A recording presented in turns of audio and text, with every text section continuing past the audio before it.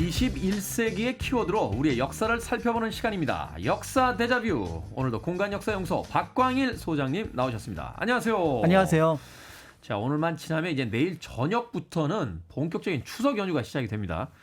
오랜만에 이제 가족들이 모이다 보면 역시나 이 식탁의 풍성함, 평상시에 못 먹던 음식들 많이 올라오잖아요. 문득 궁금해졌습니다. 이 조선시대 사람들 식탁, 어떤 음식들을 주로 먹었을까요? 그렇죠. 그러니까 보통 우리가 명절 하면은 지금은 좀 그래도 분위기가 다른데 그래도 한 10여 년 전만 하더라도 평소에 못 먹던 음식도 먹고 하면서 조금 분위기가 조금 이렇게 올라가는 음식을 통해서. 그렇죠. 그 지역의 어떤 특산품이라든지 그 집안의 어떤 그 주요 먹는 음식들 그렇죠. 뭐 이런 것들을 사실은 고향집에 가야 이제 주로 많이 맞습니다. 먹을 수 있었는데. 네. 그리고 이제 뭐 TV 프로그램이나 이런 것들은 각 지역의 어떤 뭐 이렇게 양반 가문의 어떤 음식들 이런 것들을 이제 소개하기도 하는데요. 네. 그러면서 이제 오늘 말씀하셨던 것처럼 이제 조선시대 사람들이 뭘 먹었을까를 좀 찾아보려고 하는데, 그러니까 약간 중간 정도죠. 궁궐은 너무 높고 그다음에 평민들은 거의 기록이 남지 않으니까 양반들의 식단이 어땠는지 그걸 통해서 이제 지금 우리가 먹는 음식과 어떤 비교를 좀 해볼 수 있지 않을까 싶어서 이제 그 내용을 준비를 했습니다. 양반들이 주로 먹던 음식. 네. 우린 다 양반들이니까요. 그렇습니다. 네. 청취자분들도 그렇고. 어떤 음식을 먹었습니까? 기록에 남아있는 음식들. 근데 이제 문제는 이게 기록에 굉장히 드물게 남아있다라는 거예요. 궁궐 같은 경우는 모든 행사 같은 경우는 이제 의궤를 남겨놓기 때문에 심지어는 거기 음식이 어떻게 만들어지고 어떤 재료를 썼는지까지 기록으로 남아있고요. 네. 심지어는 이제 찬품 단자라 그래서 메뉴판도 남아있습니다. 궁궐의 메뉴판. 그렇습니다. 그런데 그걸 통해서 지금 이제 음식 복원하시거나 하는 분들이 이제 그걸 이제 참고를 하는데요.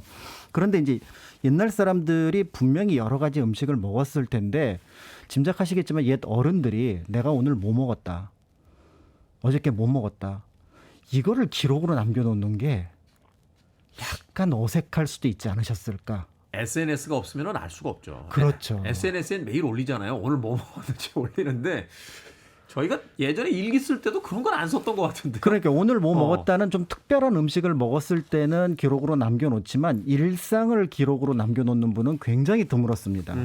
그런데 뜻밖의 몇 분의 문집이 일기처럼 남아있고 거기에 음식의 메뉴들이 하루하루가 다 기록이 된 게 있습니다. 그래서 한 분은 이제 이문건이라는 분이 이제 묵제일기를 썼는데 한 18년 동안 일기를 쓰셨어요. 네. 거기에 이제 그 관련된 기록들이 남아있고, 오희문이라는 분이 세미록을 썼는데 이분도 한 6년 넘게 이제 일기를 쓰셨습니다. 그래서 이제 그 자료를 바탕으로 해서 이제 양반들이 어떻게 음식을 먹었는지를 짐작해 볼 수가 있고, 물론 이것도 일부의 사례가 되는 게 네. 이문건 같은 경우는 자기 아들이 이제 강원도 평강의 수령이었거든요. 그러니까 조금 넉넉한 집안이었고 오이문 선생 같은 경우는 또 임진왜란이 중간에 끼어 있었어요. 특별한 상황이 있었군요. 네, 그렇기 때문에 일반화하기는 어렵지만 그래도 예전 양반들이 어떤 음식을 먹었는지 어떤 단편은 찾아낼 수 있지 않을까 해서 이제 그 자료를 이제 준비를 해봤습니다. 자, 그 자료들 중에서 일단 고기에 대한 이야기를 좀 여쭤보도록 하겠습니다. 그렇습니다. 네. 제가 워낙 고기를 좋아해서요. 제가 그 별명이 맹금류예요. 고기만 먹는다고 맹금류인데, 자, 조선시대 양반들, 그래도 양반들은 고기를 좀 먹을 수 있지 않았습니까? 그러니까요. 그래서 언뜻 생각하면은 조선시대 양반들이 이제 고기를 먹을 수 있었을 것 같은데, 문제는 동아시아 전체가 고기 문화에 익숙하지 않았다라는 거죠. 그러니까 이제 동아시아에 가장 큰 영향을 끼친 종교가 불교인데, 그러네요.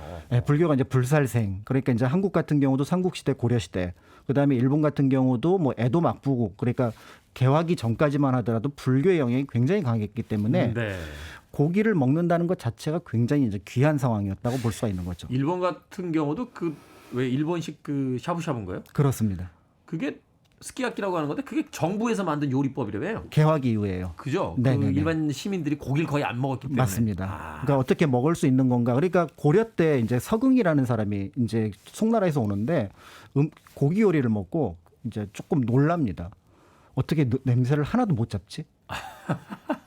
어떻게 질기게 이렇게 요리를 할 수 있지? 그러니까 이제 고기를 고려 사람들이 거의 먹지 못했던 배경은 그런 어떤 종교적인 것들이 있고, 네. 또 조선시대 같은 경우는 이제 우금령이라 그래서 농사를 지어야 되는데 소를 어떻게 잡느냐. 그죠. 소를 잡으면 농사 누가 짓습니까? 그렇죠. 그런데 이제 문제는 한번 고기를 먹어보면. 고기 맛을 보면. 그렇죠. 그 잊을 수가 없죠. 그렇죠. 그러니까 우리는 보통 이제 영양가라든지 뭐 이런 것들을 들어서 고기를 얘기를 하지만 아마 고기를 좋아하시는 분은 거의 대부분 맛 저는 맛으로 먹어요. 그렇습니다. 저는 2인분, 3인분 안 먹어요. 딱 1인분만 아주 맛있게 먹습니다. 그렇습니다. 그러니까 결국은 이 맛을 본 사람이 잊지 못하기 때문에 결국은 고기가 계속해서 이제 요리로 남아있게 된 배경은 결국은 이 맛과 관련이 있고 그래서 금지 속에서도 조선시대 양반들도 고기를 즐겨 먹었을 거다. 그렇다면은 이제 앞에 말씀드린 두 분의 일기 속에 어떻게 나오는지를 이제 짐작해 볼 수가 있는 거죠. 그렇군요. 우리나라 사람들이 가장 자주 먹는 고기, 뭐 아무래도 닭고기가 아닐까라는 생각이 드는데 뭐 네네네. 치맥 같은 경우는 좀 영국의 옥스퍼드 사전인가요? 거기 뭐 단어로서 올라갔다는 이야기도 있는데. 네.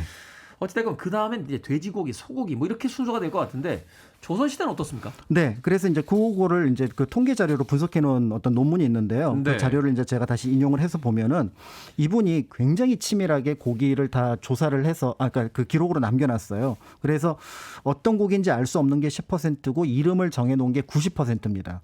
그러니까 이제 90%를 다시 분석을 해보면은 네. 소가 25%, 소가 25%. 그다음에 돼지가 7%, 그다음에 닭이 12%입니다. 소고기가 제일 많네요. 네. 그리고 이제 여기까지가 가축이고 당시는 이제 지금과 다르게 고기를 구하는 방식이 사냥이 굉장히 중요했던 것 같아요. 아, 그렇죠. 네. 그래서 멧돼지가 3%, 그다음에 노루가 9%, 그리고 이제 꿩이 35% 제일 많습니다. 꿩고기를 많이 먹었다. 네. 그래서 이거를 다시 이제 좀 우리가 이해하기 쉽게 횟수로 이제 정리를 하면 꿩은 1년에 한 25번 정도. 네. 소는 18번, 닭은 9번. 뭐 이런 식으로 이제 정리가 돼서 1년에 한 70번 정도. 그러니까 한 5일에 한 번 정도는 고기를 들지 않았을까. 이렇게 이제 생각을 해보면 당시 조선시대 양반들이 어떤 고기를 이제 어느 정도의 어떤 빈도로 먹었는지를 짐작해 볼 수가 있을 것 같습니다. 그러네요. 꿩은 1년에 25회면 이제 2주에 한 번 정도 먹었다는 거고. 그렇습니다. 소는 18회면 한 3주에 한 번 정도 먹었다. 네네네. 닭이 오히려 적네요. 9회면 한 달 반, 6주 정도 되는 것 같고. 그렇죠. 멧돼지 2, 3회 정도면은 이제 특별한 날 사냥 가서 멧돼지 잡으면 이제 멧돼지 고기 먹는 거고요. 그렇습니다. 그래서 흥미로운 게 바로 뭐냐면 이 멧돼지 비율하고 돼지 비율하고 큰 차이가 없다라는 건데. 그러네요. 예, 그 이유는 바로 뭐냐면 돼지가 일단은 인간들이 먹는 곡식하고 사료가 겹칩니다. 우리나라는 고려 이후로 계속해서 식량 부족 국가였거든요. 키우질 않았군요. 예, 그러니까 이제 돼지를 키우는 게 굉장히 부담스러웠고 두 번째는 돼지가 젖을 낼 수 없는 거의 유일한 가축입니다.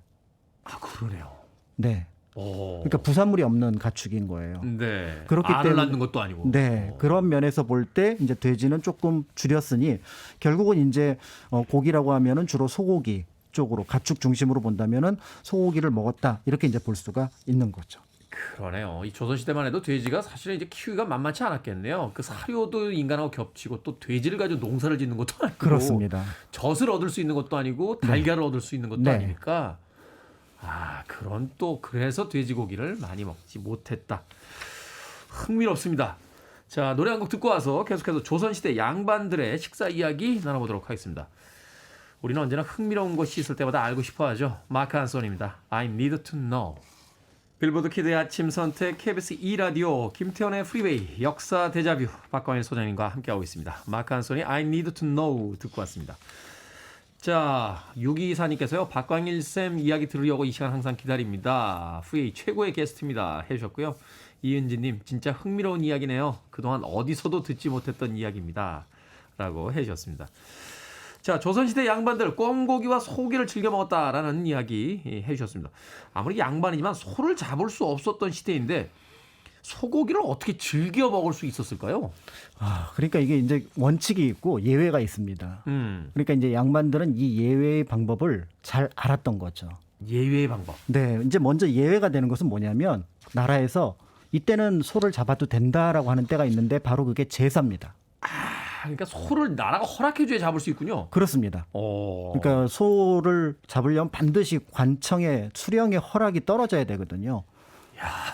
무서운 시대군요. 네네네.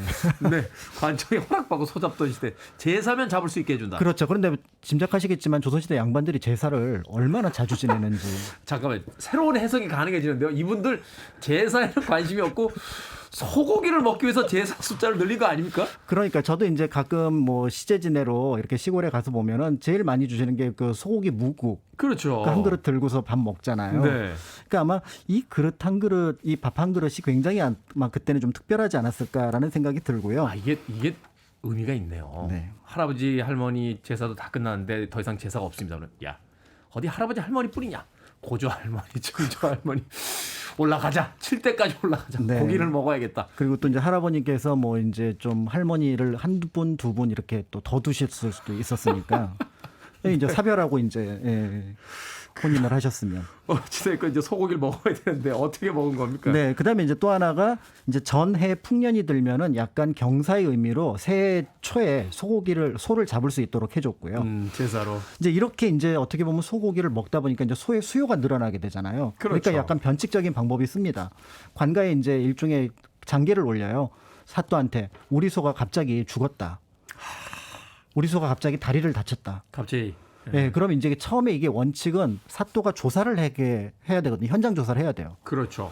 그런데 느낌에 어떤 지역에서 문서가 나왔는데 한 집에서만 소가 죽었다라는 기록이 한 16장 정도가 문서가 발견이 됐어요. 계속 소가 죽어나가는 거죠. 그렇죠. 네. 그러니까 그 중간에 아마 뭔가 농간이 있었던 것 같고 처음에는 사또가 그거를 굉장히 찾아내려고 했지만 나중에는 뭔가 그걸 무마시키려는 어떤 뉘앙스의 답변을 내거든요. 네. 그런 면에서 볼 때 이런 방식으로 어쨌든 소고기를 여러 저러 방식을 통해서 양반들이 먹게 되었고 그러다 보니까 이제 소고기 요리법이라는 게 이제 동국세식이라든지 연암진 같은 어떤 문집 또는 어떤 그 풍속을 다루는 책뿐만 아니라 시전서 같은 요리서에도 이제 등장을 하고요. 네. 무엇보다도 한국 사람들이 이제 가장 사랑하는 고기는 소고기가 되어서 중국에서는 이제 고기 육자를 쓰면은 그냥 이게 해석 없으면 돼지고기가 돼요. 아, 그렇군요. 근데 한국에서는 고기 육자를 해석 없이 쓰면은 소고기가 됩니다. 소고기가 된다. 아, 기준 그러니까, 자체가 다르군요. 네, 그런 의미에서 볼 때 이런 어떤 문화적인 풍습이 어쩜 좀 달랐다라는 걸 짐작해 볼 수가 있습니다. 네, 역시 한국은 이제 소고기를 양반들은 얼마나 먹고 싶었으면 계속해서 그 집에서 소가 죽어나왔는지. 그렇죠, 그렇죠. 자, 그런데 앞서서 이제 닭고기보다 꿩고기를 더 즐겨 먹었다 하는 이야기도 굉장히 흥미롭습니다. 네. 닭이 훨씬 더 키우기 쉽고 꿩은 잡기 어려운 거 아닌가요? 그러니까요. 그러니까 우리가 지금 생각과 그때 상황이 좀 달랐다라는 것들을 짐작해 볼 수가 있는데요. 네. 이제 꿩 대신 닭이라는 말 자체가 조금 아마 이제 그때 해석과 지금 해석이 좀 달라진 것 같습니다. 그래서 당시 이제 가을 시작해서 봄까지는 꿩 사냥이 시작이 되면은 네. 꿩을 굉장히 많이 잡고 그러니까 꿩을 먹을 기회가 굉장히 많았습니다. 그래서 꿩이 그만큼 많았다는 거죠. 네, 그래서 여러 요리책에 보면은 닭고기 요리는 거의 나오지 않는데 꿩고기 요리에 관련된 요리법은 굉장히 많이 나옵니다. 맞아요. 저희 할머니 이북에서 오셨는데 항상 그 꿩고기 어디서 구해 오셔가지고 만두에다 꿩고기 넣어주셨어요. 그렇습니다. 그러니까 이제 그렇게 이제 꿩은 고기를 목적으로 했는데 닭은 짐작하건대 고기가 1차 목적이 아니었던 것 같아요. 아, 달걀이? 달걀이었던 것 같아요. 아, 그래서 각 양반집에 그 닭에 대한 이제 서로 편지를 주고받거나 한 부분에 보면은 그 집 닭이 몇 마리입니까? 라고 물어보면서 그 아래 어떤 그러니까 개수를 이제 짐작하게 하는 것들이 있고요. 그래서 닭이 굉장히 비쌌습니다. 그래서 한 마리에 쌀 2말 정도니까 닭 한 8마리 정도면은 한 4-5마리 정도면 지금 80kg 쌀 한 가마. 우와, 엄청 비싸군요. 네. 그러니까 어느 날 어느 집에 닭이 도둑을 맞았다라고 얘기를 하면 굉장히 큰 재산의 손실을 입었다. 이렇게 봤던 것들도 볼 수가 있고요. 그런 면에서 지금은 이제 꿩 대신 닭 하면은 좋은 것 대신 조금 덜 좋은 것 이런 것들을 의미를 갖고 있지만 그때는 그런 의미보다는 그냥 꿩이 없으니 닭을 그냥 먹는다. 등가로서의 대체제. 그렇게 보거나 때에 따라서는 닭을 조금 더 높게 볼 수도 있지 않았을까 이렇게 보고 있고요. 그다음에 이제 묵제일기에 보면 굉장히 흥미로운데 곰발바닥을 선물을 받아서 곰발바닥이요? 네. 아, 이거 중국 분들만 먹는 거 아닌가요? 우리나라도 곰이 있었으니까요. 그래서 이제 그렇군요. 그거를 또 먹었다라는 기록도 있어서 드물게는 또 이런 기록도 남아 있었다라고 볼 수가 있습니다. 그렇군요. 그 귀한 사이 오면 씨암탉 잡아준다는 게 닭이 그만큼 귀했다 네. 하는 것에 대한 네. 또 그 이야기가 되겠군요. 근데 당시만 해도 냉장고가 없던 시절이니까 이 고기 쉽게 상하잖아요. 네. 어디서 구해서 어떻게 보관했을지 이게 궁금한데. 놀라운 게요. 18년 동안 고기를 구하기 위해서 시장에 간 건 딱 2번입니다. 그게 어떻게 가능합니까? 그러니까 시장이 없었다는 얘기인 거죠. 아, 시장에 아예 고기가 없었다. 그렇습니다. 그래서 네. 시장에 가는 거는 고기를 사러 가는 게 아니라 생선을 구하러 가는 거고요. 생선. 네. 그래서 돈이 없을 때는 청어, 좀 돈이 여유가 있을 때는 도미를 먹었다라고 하는 것을 볼 수가 있는데요. 네. 그래서 지금 조선시대 식단 이제 잠깐 말씀드렸지만 고기가 아주 귀한 것도 아니고 그렇지만 흔한 것도 아니었던 어떤 그런 모습들을 짐작해 볼 수가 있습니다. 그래서 지금 우리가 정육점이나 마트 가서 고기 사는 게 현대인의 특권이라는 점에서 조선시대 양반들보다 풍성하게 올 추석을 보내시면 될 것 같습니다. 옛날이 좋았다라고 이야기하시는 분들 계십니다만 또 저는 뭐 명문가의 어떤 양반이긴 합니다만 그래도 저는 조선시대로는 돌아가고 싶지 않습니다. 냉장고와 마트가 있는 그렇습니다. 현대에 살겠습니다. 자, 역사 데자뷰 오늘은 조선시대 양반들의 식사 이야기 공간역사연구소 박광일 소장님과 나눠봤습니다. 고맙습니다. 감사합니다.